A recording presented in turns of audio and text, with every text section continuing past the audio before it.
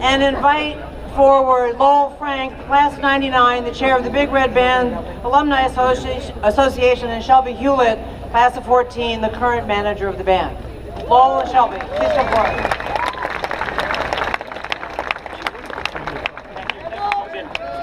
My wife will tell you it is a dangerous proposition to give me an audience and a microphone, but I'll try to make this worth your while.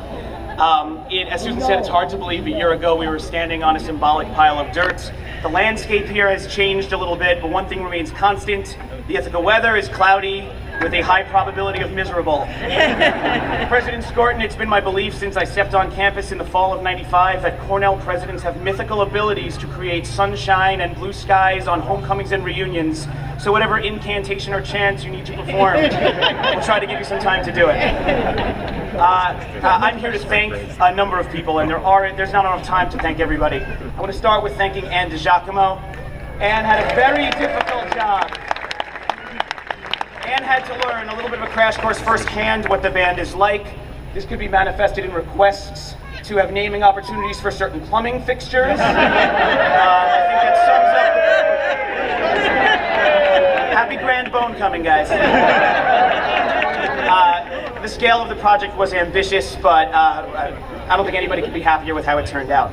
I also want to thank Sue Dietz. I don't know if Sue's out there somewhere. Where's Sue? Hi, Sue. Hi, Sue. Sue's ever-present smile and easy laugh makes so many generations of band alumni feel that they are home. Thank you, Sue. As we look forward to the future with this new facility, we need to recognize the efforts of many individuals. These people have served as the guardian angels of the band over the years. I want to give you a little bit of a history lesson. We're going to start 66 years ago, but I promise we'll go fast. In 1947, Bill Campbell served as director of bands at Cornell for 18 years, which at the time was...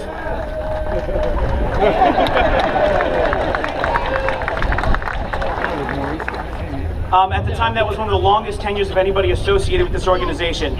He was followed in 1966 by the incomparable Marie Stith, the person who has the longest tenure of anybody associated with the bands. Professor Stith guided the bands for 23 years. You may also know him as the composer of Nick Fist, the new Cornell fight song, which this year I can say because it's not reserved for after games. Upon his retirement in 1989, he was honored... Sorry.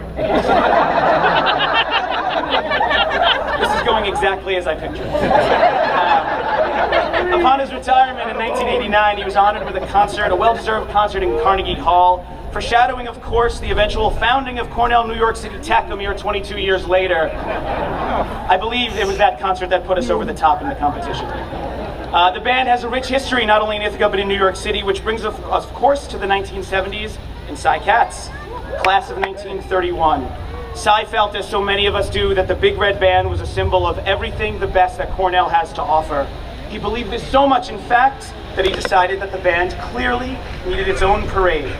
So every other year, following the Cornell-Columbia football game, we have one. And thanks to 3 incredible Cornell alumni, Cy's children Bob Katz, class of 69, Alice Katzberg, class of 66, and eternal friend of the band, Penny Haken, class of 65, the parade has gotten bigger and better. Their love of the band truly knows no bounds, and it's given Big Red Band alumni over many generations one of their most cherished memories. What started as a 1-block parade on East 50th Street from Lexington to 3rd now runs 6 blocks down 5th Avenue from St. Pat's Cathedral in the heart of New York City to the Cornell Club on East 44th Street. Thank you, Penny, Alice, and Bob. And Alice, thanks for the hat.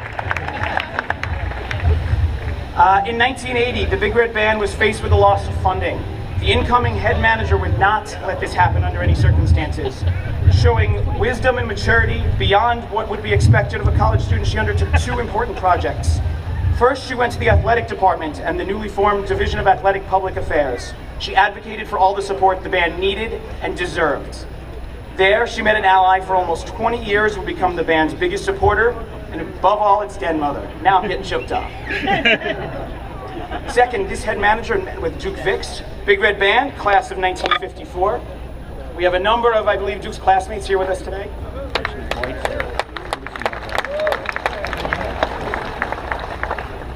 Duke's daughter had just been the band's first ever female drum major, and his son followed a few years later. Working with Duke and his classmates from the 50s, the Big Red Band's Alumni Association was born, the band's first ever endowment campaign got underway, and that endowment today approaches $1 million.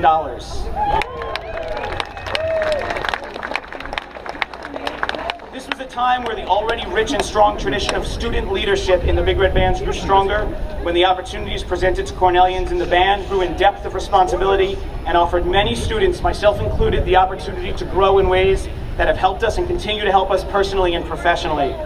The commitment to student leadership is one of the founding principles of the Alumni Association and would set the Big Red Band apart from its peers. That is, of course, if anybody were worthy enough to be called our peers. Unfortunately, we lost Duke 2 years ago, but I'm sure he's looking down on us and he's thrilled at this new facility. I'm pleased that Duke's wife Mary and his children, former drum majors Kathy Vick-Gerard, class of 1980, and Dwight Vicks, 84, are here today. You guys here?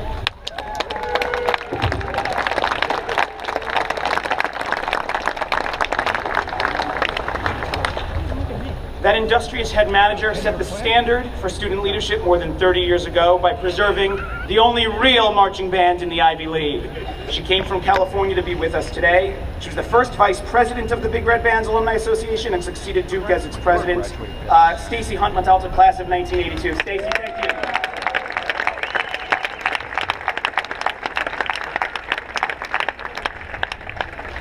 And finally, of course, that amazing Cornell employee who took the band under her wing for many years, could show no greater love as if she was a member herself, and that people who never even were in the band when she was doing that job have come to know and love her. The incomparable Miss Georgian Leonard.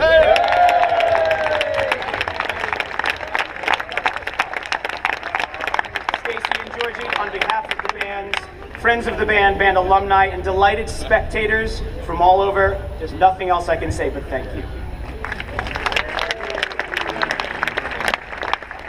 I do have one regret about standing up here today. I'm going to quote Avery Pickford, a good friend of mine from the class of 99, when we said our goodbyes during our annual non-sectarian holiday party. The seniors were on the stage, and Avery got down to reminisce about his wise years at the age of 21, of course. And I'm quoting Avery here today. There's one thing I'm doing wrong, is that I have my back really turned on the guests of honor here today. So as their representative, I want to turn the program over to Shelby. Thank you, everybody.